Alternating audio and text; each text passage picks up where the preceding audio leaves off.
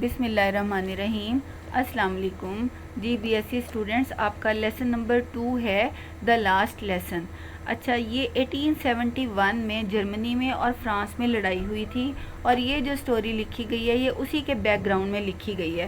اس لڑائی میں جرمنی نے فرانس کے 2 صوبے تھے، لورین اور الزیس، وہاں پہ قبضہ کر لیا تھا، اور وہاں انہوں نے حکم دیا تھا کہ اب یہاں فرینچ لینگویج کی بجائے جرمن لینگویج پڑھائی جائے گی۔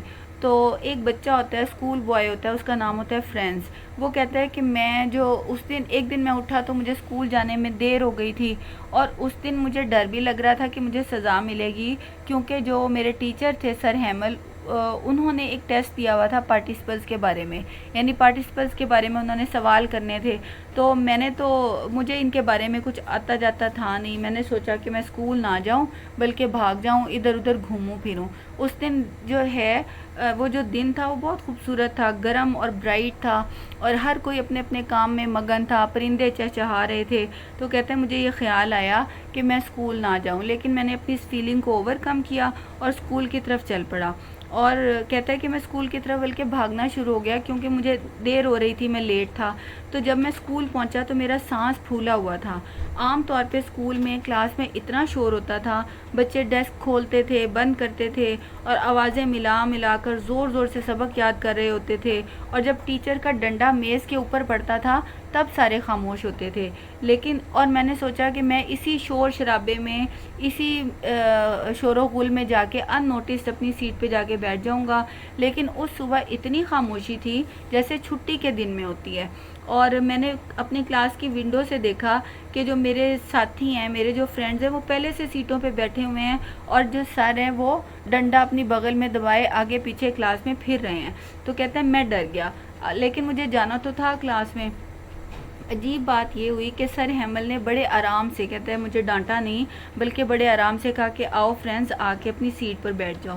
میں بینچ پہ بیٹھ گیا، اور جب میں نارمل ہو گیا تو میں نے دیکھا کہ سر نے جو اپنا ڈریس ہے وہ خاص والا ڈریس پہنا ہوا ہے۔ وہ یہ والا ڈریس جو ہے صرف انسپیکشن ڈیز پر یا پرائز ڈسٹریبیوشن ڈیز پر یا کسی خاص اوکیزن پہ پہنتے تھے، یہ ان کا خاص لباس تھا جو اس دن انہوں نے پہنا ہوا تھا۔ بچے بھی بہت زیادہ سیریس تھے، اور سب سے اہم بات جو امپورٹنٹ چیز تھی وہ یہ تھی کہ روم کے اندر جو بینچ خالی پڑے ہوتے تھے پیچھے کی طرف، وہاں گاؤں کے بوڑھے بیٹھے ہوئے تھے، بڑے لوگ بیٹھے ہوئے تھے، اور ایک بوڑھا اپنے ساتھ اپنا قاعدہ بھی لے کے آیا ہوا تھا، بڑا پرانا سا پھٹا ہوا سا قاعدہ تھا، اور اپنی اینک بھی ساتھ لے کر آیا ہوا تھا۔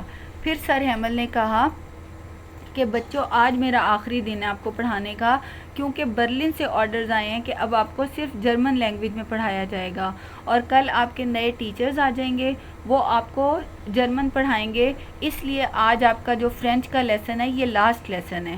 تو مجھے اب فیل ہوا کہ میرا یہ لاسٹ لیسن ہے، اور میں اس لینگویج کو لکھنا ہی نہیں جانتا، کیونکہ میں نے اپنا سارا وقت ویسٹ کیا تھا، ٹائم اپنا ویسٹ کیا ہوا تھا، میں پرندوں کے پیچھے لگا رہتا تھا یا سلائیڈز لیتا رہتا تھا، اور جو بکس مجھے پہلے ڈرائی لگتی تھیں، ڈل لگتی تھیں، اب مجھے وہ اچھی لگنی شروع ہو گئی تھیں۔ مجھے لگ رہا تھا جیسے یہ فرینڈز ہیں میری، اور جیسے اپنے فرینڈز کو چھوڑتے ہوئے دکھ ہو رہا ہوتا ہے، ایسے مجھے فیلنگ ہو رہی تھی کہ اب مجھے اپنے فرینڈز کو چھوڑنا پڑے گا۔ اور اب مجھے سمجھ آیا کہ سر نے اپنا اسپیشل ڈریس کیوں پہنا ہوا ہے، اور گاؤں کے سارے لوگ بھی کیوں کلاس کے اندر آئے ہوئے ہیں۔ کہتا ہے میں انہی خیالوں میں گم تھا جب میری باری آ گئی لیسن پڑھنے کی، اور مجھے کچھ آتا تھا نہیں۔ تو سر نے کہا کوئی بات نہیں ننھے فرینڈز، چھوٹے فرینڈز، میں تمہیں کچھ نہیں کہوں گا، لیکن جو تمہاری سزا ہے وہ اس سے بڑی ہے، کیونکہ تم لوگ کلیم کرتے ہو، تم دعویٰ کرتے ہو کہ تم فرینچ ہو، لیکن نہ تو تمہیں فرینچ بولنی آتی ہے اور نہ ہی لکھنی آتی ہے۔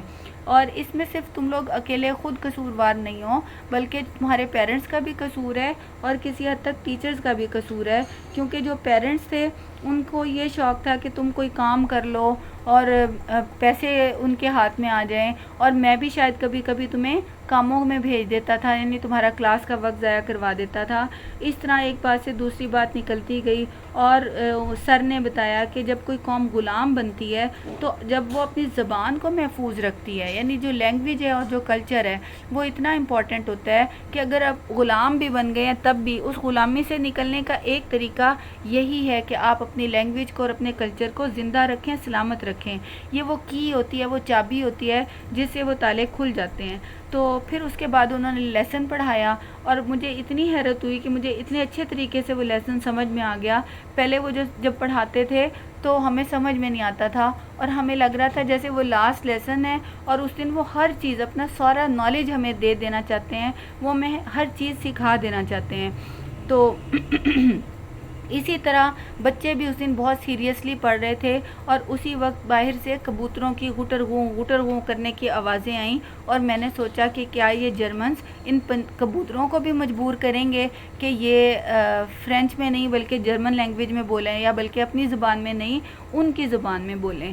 تو سر جو تھے اس دوران, اب بچے لکھ رہے تھے اور سر اپنی چیئر پہ بیٹھے تھے, بالکل سٹل ہوئے ہوئے تھے اور کسی چیز پہ ان کی نظریں ٹکی ہوئی تھی, لیکن ان کا دماغ کہیں اور گھوم رہا تھا کیونکہ وہ اسکول میں اس جگہ پہ 40 سال سے پڑھا رہے تھے اور جو اسی کمرے میں وہ پڑھا رہے تھے, سامنے کھیل کا میدان تھا, کبھی کوئی تبدیلی نہیں ہوئی تھی. اور اس کے علاوہ انہوں نے جو درخت لگائے تھے, چھوٹے چھوٹے پودے جو لگائے تھے وہ اب بڑے ہو گئے تھے. چھوٹی سی ایک بیل جس کو انہوں نے لگایا تھا وہ اب کھڑکیوں سے ہو کے اور چھت تک پہنچی ہوئی تھی. یعنی انہوں نے اتنا وقت یہاں گزارا تھا, تو اس بیچارے کا دل کتنے درد سے, کتنے دکھ سے بھرا ہوا ہوگا جب اس کو ان چیزوں کو چھوڑ کے جانا پڑے گا. تو اس کے بعد کہتا ہے کہ میں یہی سوچتا رہا, ان کو دیکھتا رہا.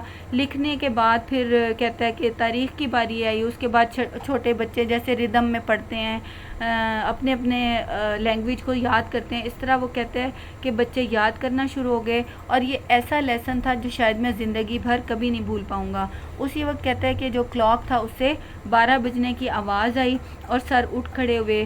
انہوں نے کہا مائی فرینڈز. وہ کچھ اور کہنا چاہتے تھے لیکن ان کے جو گلے میں آواز پھنس گئی, یعنی آنسوؤں نے ان کے گلے کو چوک کر دیا, وہ کہہ نہیں پائے. تو انہوں نے بورڈ کے اوپر لکھ دیا وائو لا فرانس. اس کا مطلب ہے لانگ لیو فرانس, فرانس زندہ باد. تو اس کے بعد انہوں نے اپنا سر جو تھا وہ بلیک بورڈ کے ساتھ لگا لیا اور اشارے سے کہا کہ آپ جا سکتے ہیں, یعنی that is all, you are dismissed. یہ انہوں نے اشارے سے بچوں کو اشارہ کیا کہ وہ وہاں سے جا سکتے ہیں. Thank you.